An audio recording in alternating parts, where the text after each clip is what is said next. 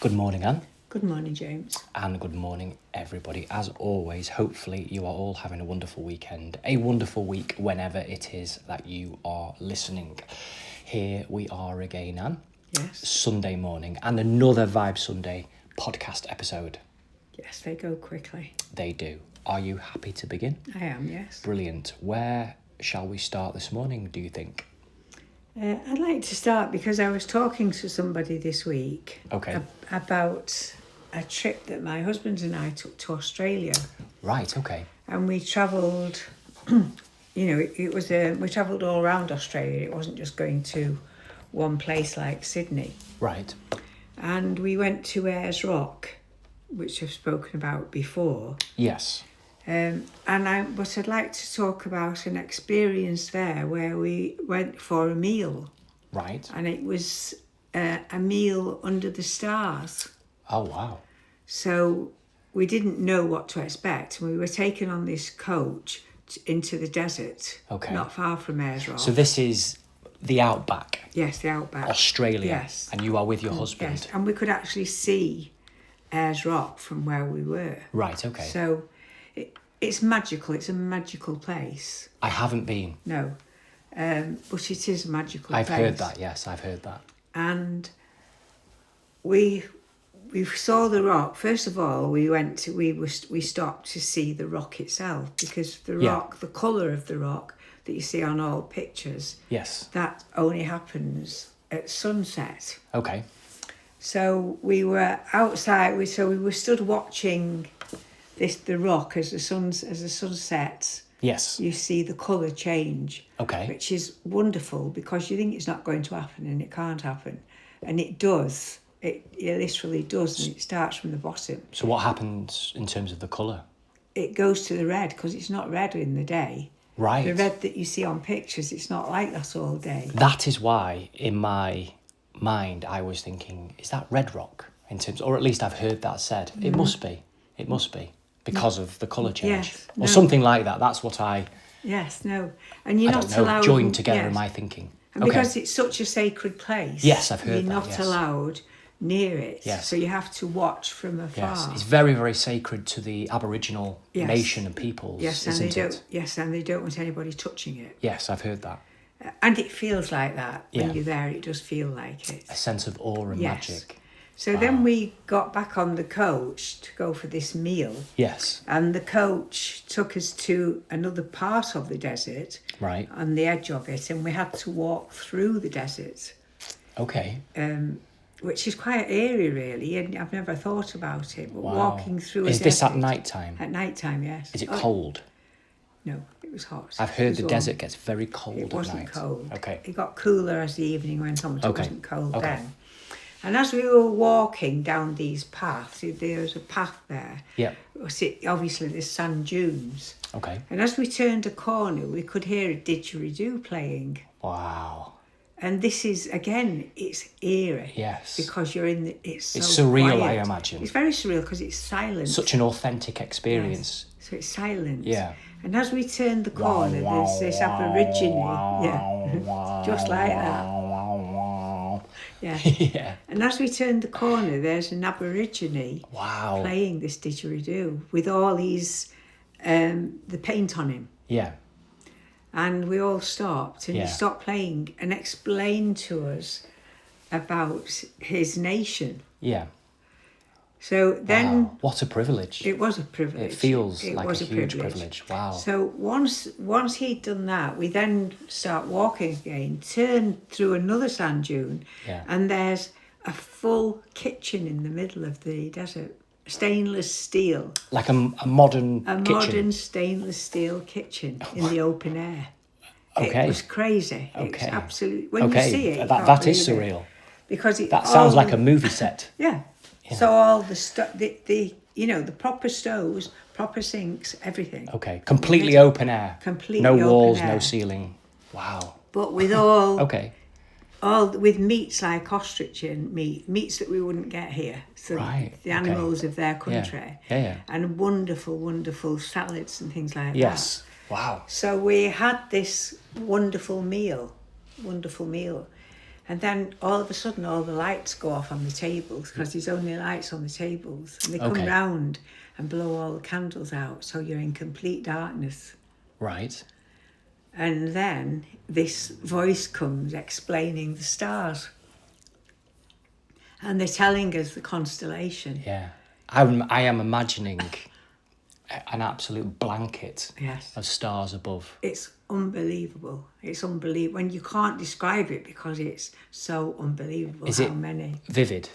Absolutely vivid. Wow. So, now that really is... Yes. That really is special. Yeah. And wow. Very, very, very magic. Yeah, it sounds it. Yes. Yeah. And then then the man said, tonight we're very lucky because we have Saturn close by. And they brought a telescope up to the site. Yeah. So we could see Saturn. Saturn, the planet. The planet. And when I looked through the telescope, yeah, you could see the ring around Saturn. Oh, wow. It was just like the pictures, but more than the pictures. Oh, I mean, that really is a privilege. Yes. Wow. That really is. What a trip.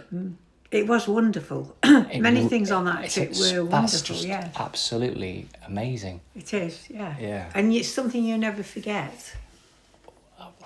Because But I look up at the skies now. The reason I'm saying this is that we have so much cloud around us now. Yeah. Dark cloud. We're very rarely having evenings where we're looking up into blue skies here. No, we don't, do we? I mean, the outback in Australia doesn't have light pollution like we have in built-up countries and areas of countries, predominantly cities.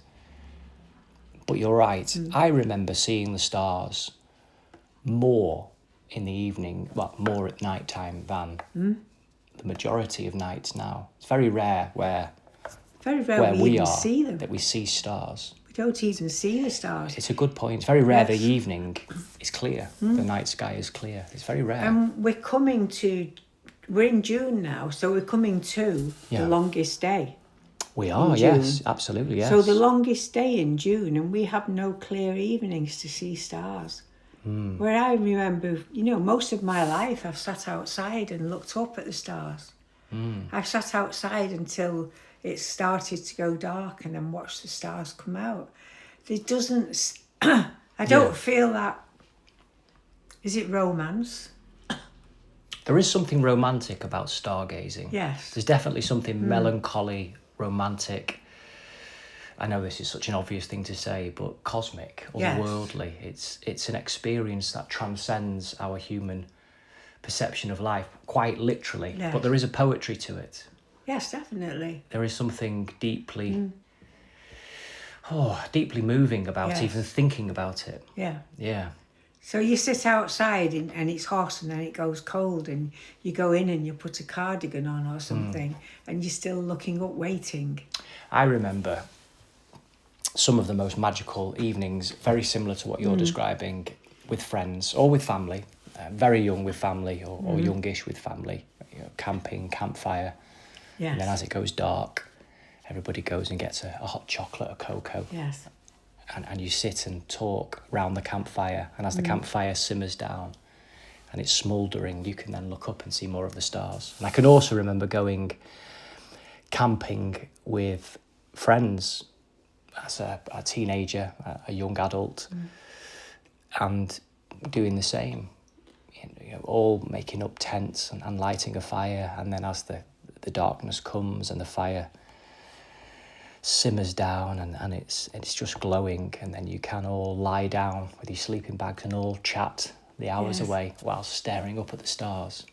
And not really thinking of anything. I mean, it's really special. You do know it's special at the time. You really do feel something very, very special. But looking back and reliving those experiences, I feel almost a sadness in a way, because I don't really have experiences like that at the moment, and I'm wondering how many young people do have experiences like that. And I hope lots, but I suspect not many.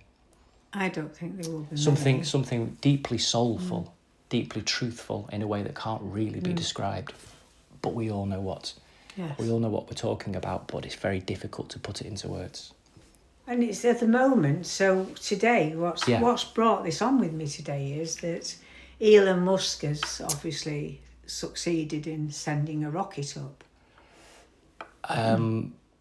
Well, Talking about it. I'm not saying he's got to anywhere, but I'm talking about rockets. Maybe, I don't know, to be honest with you. I do know at the back end of last week, or this week just gone, SpaceX. That's the one, yes. Yes, he is the main shareholder now of a public company. So it went to the stock exchange. And as far as I understand it, which is not very much at all, but on paper, he is the world's first dollar trillionaire. Astronomical wealth. Yes. So SpaceX, which is, I think, a hybrid space rocket company twinned with AI technology. So an AI space company is worth astronomical sums of money, and he himself is the world's first dollar trillionaire, which is incomprehensible. Yes. It really is incomprehensible, the enormity of that wealth. When it's just obscene beyond when the world words. is in such a mess as well. Yeah. But the way I'm saying this is that I wonder how much pollution is caused by these satellites that are in the sky. Do you know, I nearly was going to talk about that as well in terms of SpaceX. I don't know the figure off the top of my head, but I do know the atmosphere of the Earth is absolutely littered with satellites. The vast majority of them linked to, a part of, SpaceX's Starlink internet network. Yes. So the satellites circling the Earth provide Starlink internet. But there's so many of them and there's so much debris. And again, it changes and fluctuates in terms of what Mr. Musk says, but he intends, as far as I understand it, which is not much at all at the moment, but to put so many more satellites into the Earth's orbit. I mean, blankets, metaphorically blankets, lots and lots of them. Thousands and thousands and thousands, tens, maybe even hundreds of thousands of them. I don't know that. But an enormous amount of satellites, which is, well, to my layperson's understanding, hugely problematic for varying reasons. But I know nothing about it because I don't understand it. But I think, just thinking in ordinary terms, is surely they will get so many of them up there that they could collide. I think they do. And sometimes then what happens? They either fall to, this is my guesstimate, is they either fall to Earth or they burn out in the atmosphere upon falling to Earth, or they have a new orbit in part, so debris just keeps circling the Earth or spins out into space. But it is problematic. It is a problem. There is a lot of space debris up there, a lot of space pollution. I mean, obviously I don't understand it, but it's the same feeling for me is not just from the debris up there and what's going on. It's the same on Earth for me is when we have self-drive cars. Right. So with my very lack of understanding of these things is, I can imagine, say self-drive cars if everything was self-drive and nothing else except, not self-drive, sorry. You mean driverless cars? Driverless cars. Yeah. So if everything is driverless cars, I can understand that because it's just like something that's going round a track. They're all, but to have both, if a car stops in traffic like it does now, each driver puts his brakes on, don't they? Have to put the brakes on to stop behind them. Yeah. So if a driverless car stops and then there's somebody behind him, he's got no indication that car's stopped. Well, they still have brake lights. But do they though? Yes, yeah. They have to be road legal. I find the world mad. I don't like them, and I don't think it's the right path to go down in terms of automated driving. Yes. I don't think the world will be a better place because of it, despite the evidence. I don't. Is there evidence that it's all right? Yes. That the amount of crashes that happen daily due to human error and poor choice and reckless driving is quite high globally, and the data suggests that it would be much lower with self-driving cars in terms of cars that drive themselves. Yes, the data does support that it would be safer for people at this time. I still don't agree with them because I value human agency, and I think because of various reasons, freedom, sovereignty, and a felt experience, and the inequality in the world, in all areas of life, not just in terms of technology and motor cars, but it's not a priority as far as I'm concerned in terms of where the best minds, the greatest engineers and money can be invested. I think looking at where inequality lies and the environment and opportunity and creativity, there are various other areas that should be taking priority as far as I'm concerned, rather than these technological pursuits. Yeah. Which are fused with artificial intelligence, or will be. Maybe the forms of it, but certainly that is where it's going. The same with humanoid robots, self-driving cars. It's all leading to an embodied entity that will be non-human. That's where it's going. It's all heading towards an amalgamation of all of these technological projects, which will be an embodied entity. But or fragments of an embodied entity. But what I've gathered, and I don't know whether it's true because it's only my own thoughts, since you had your car stolen, which you haven't got back yet. Right, yes. And they know about, whoever's listened to this before. We have spoken about it before, yes. Is that the fault with your car is electrical? No, there's no fault with it. The damage, is electrical, yes. Yeah. Because they stripped the electric circuit boards, I think, seeking and successfully removing the tracker, but they also removed the entire electrical network. It has one of those start-stop buttons. I'm not technologically savvy in that way, so basically they stripped the circuit boards, the complete network of the car. So for me, it means that they are infiltrating even ordinary cars now. Well, they have done for years. They've been computerised for over a decade. Yes, without us realising it. Really. I think most people have realised it. Do you think they do? Because I haven't even thought about it. I've only thought about it since I saw it come up on your car. James, have you got all your belongings with you? And I thought, that's madness. That a car's knows you're getting out of a car and talking to you. Not in the way that you think that it does in that particular instance. Right. It's not sentient. No, it has an algorithm that recognises when the engine stops and a door opens, it flashes up a message. It's still sophisticated, but it's not sentient in the way that you are sensing that it might be. However, there are those that are wanting to take it in that direction and believe it possible to create sentience with machines.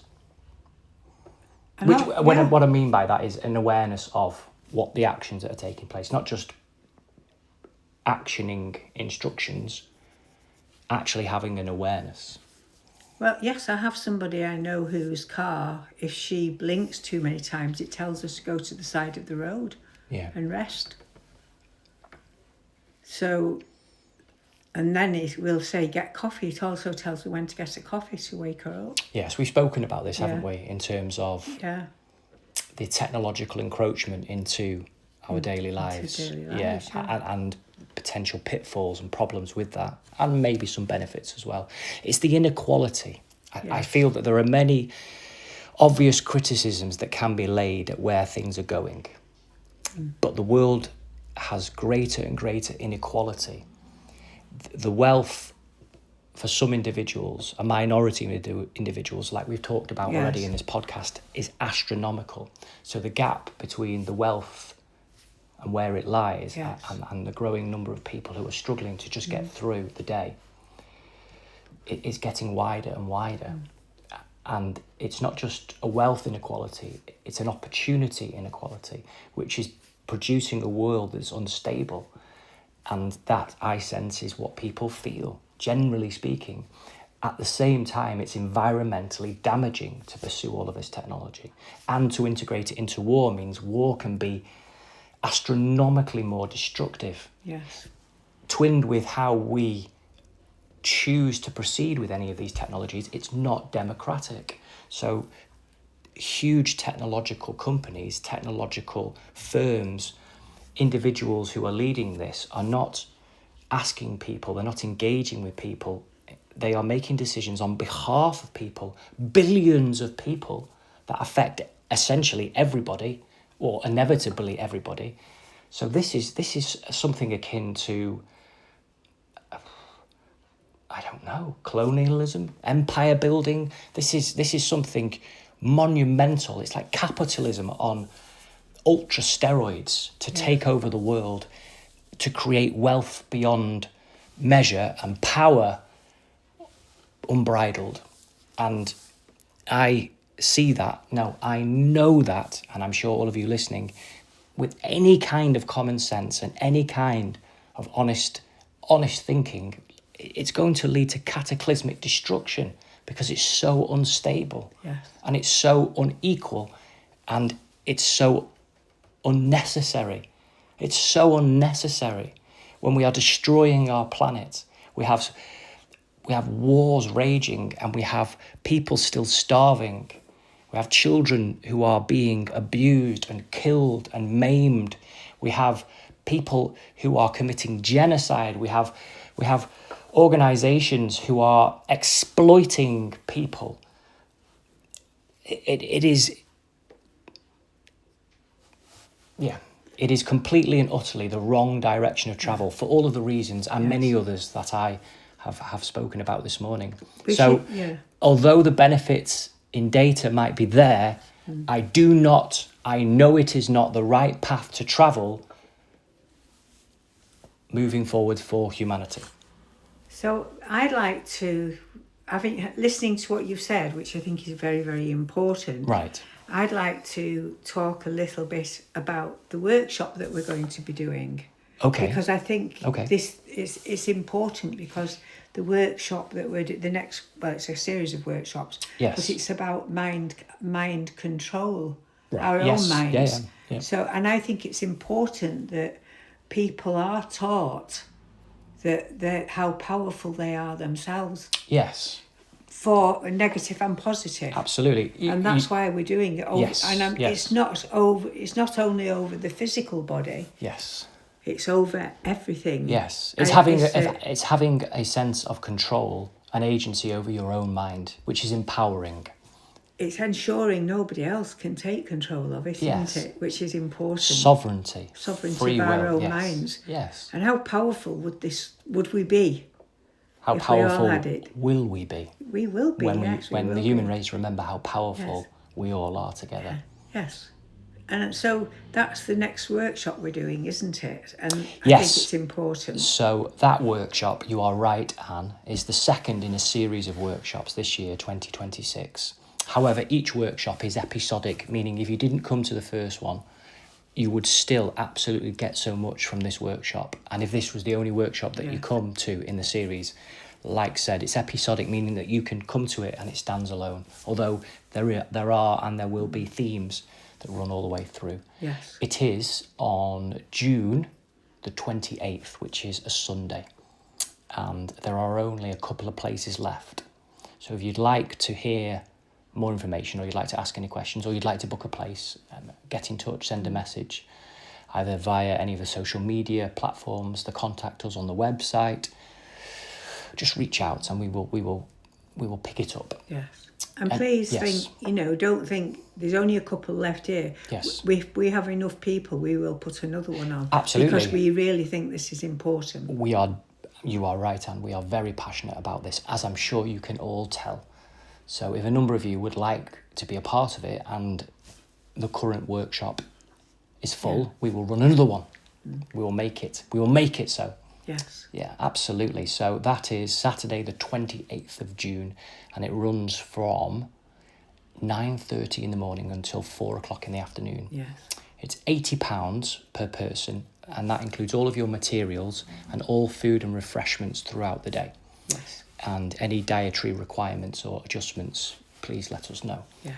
But I'm completely biased, so take it with a pinch of salt, but it's absolutely well worth every single penny. It's fantastic people, delicious home-cooked food, really wholesome, delicious, nutrient-dense food. It's delicious.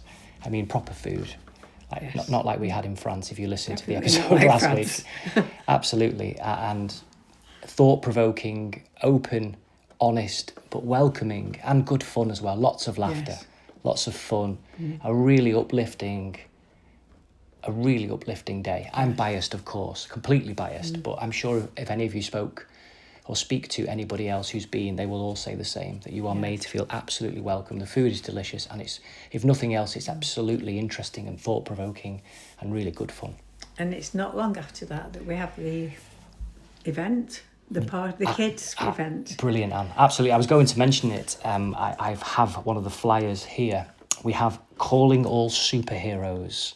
This is our summer community party, our family fun day, coming up this summer on Saturday, the 11th of July, at Sale West Community Centre. And that is Sale M33 4QH, that's the postcode, starting at 2 p.m. Yes. All of you are absolutely welcome. And it is superhero fancy dress. So, Batman, Wonder Woman, the Incredible Hulk, Superman, Flash. Yeah. Yep, you are all welcome. Any superhero. And it doesn't necessarily have to be a comic book movie superhero. It could be a sporting superhero, a historical superhero, a superhero from politics or history, or it could be a superhero from your life. Yes. Or you could make up your own superhero and give yourself your own superpowers and dress up and make your own costume. Could be your grandma, couldn't it? Absolutely. Or your nana. Absolutely. Who you love to bits. Yes. And it is, yeah. It again, absolutely biased we are. Be careful how you dress up like her, though. She might get upset. Yeah, yeah, good point. Good point. This is going to be another absolutely rip-roaring, fun-filled, amazing afternoon community event. Delicious food, music, dancing, face painting, games, activities, tombola, raffle, bookstall, magical corners, superhero, fantastic fun. It's non-stop action. It really is non-stop action. And it's completely free for children, and only £5 for anybody over the age of 16, with free tea and coffee for adults. It is as fair can be. It really is cheap, but absolutely value. It's a brilliant event, well worth attending. Yeah. So if you'd like to attend, get it down in your diary, get your superhero costumes ready. And it doesn't matter how old you are, whether you're bringing your children, your grandchildren, your wife, your husband, your parents, your brother, your sister, or you're just coming on your own. Come and join. Everybody's welcome. It doesn't matter who you are, where you're from, what you look like. You are absolutely welcome at our events, and it's absolute fun.